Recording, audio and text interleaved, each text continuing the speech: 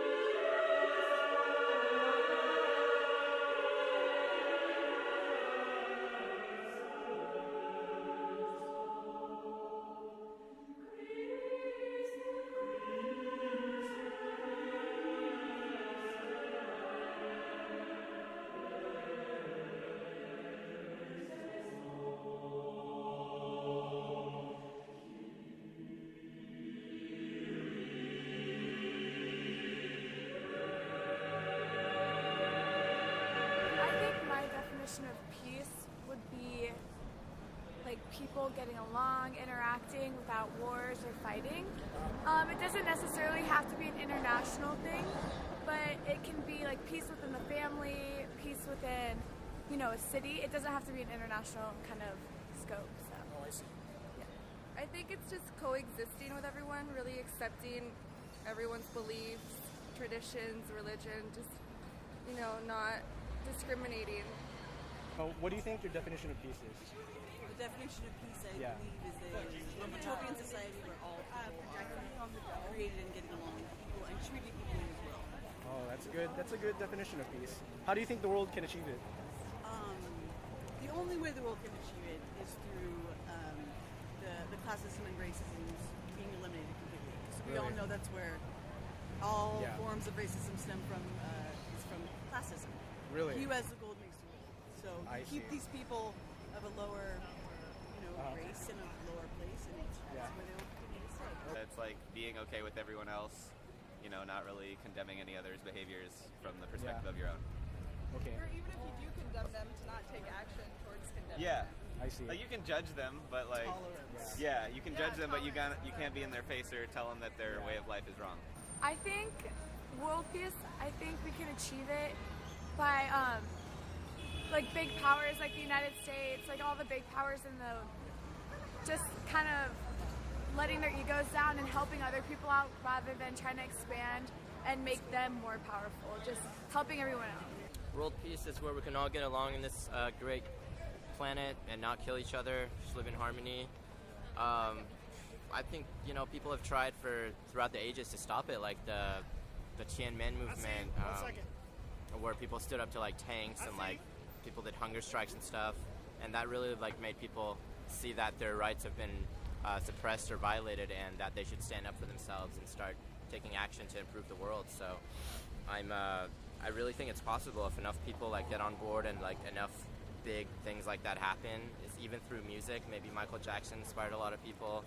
Just like, songs like "We Are Not Alone," like that kind of touched me sometimes. I'm like, wait, I'm not alone. Like there's other people like who can all like hold hands, sing in harmony, and like be one.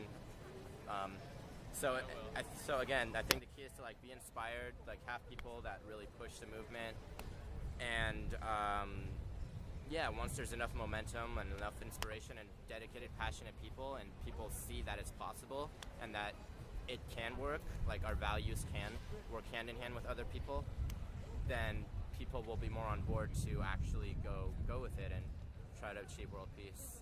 What's your definition of world peace? World peace is everyone getting drunk. Yeah. Okay. And what's your view on nonviolent protest? I don't believe in it. You gotta fight. You gotta fight what you believe in. You're gonna fight. Yeah. How do you think this world will achieve peace? Never. This wasn't gonna end before world peace happens. Okay. So. All right. Thanks, man. Peace is when you don't react and you think. It's when you take into account what the other person is trying to convey and what you want. It's really stopping and taking a pause and taking everything in and seeing what good you could do instead of how you could hurt someone else. Okay. Do you believe in nonviolent protest? Of course. Well, what do you think about it? I think nonviolent protest is like when your mom is mad at you and she's trying to be a tyrant and make you clean your room and you just like go out of your way to do all these nice things for her, and then she realizes, oh, maybe I can be nicer to Carlee because she took care of everything and surprised me.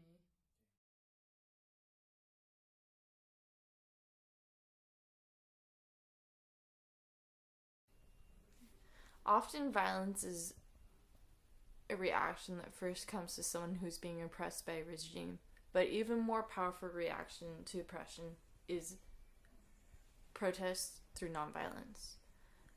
One can do this by stopping the use of post offices, bus services of the government, because you're essentially not putting your money into the government and you're delegitimizing their authority. So when one is taking action against an oppressive regime, it is often first nature to go with violence, as it is a sign to fight the oppression. But an even more powerful way to fight violence is through nonviolence. One, first of all, being resistance. When you resist against a regime by saying you will not take part in what they're doing, you're delegitimizing their authority. For instance, not going to their post offices, taking their bus systems. You're essentially draining money from the government, and you're also saying that you don't think what they're doing is legitimate.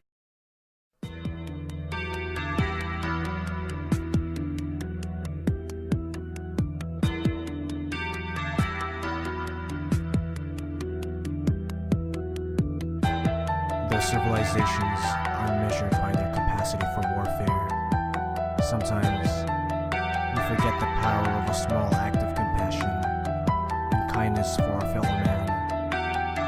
Jesus once said that those who use the sword shall die by the sword.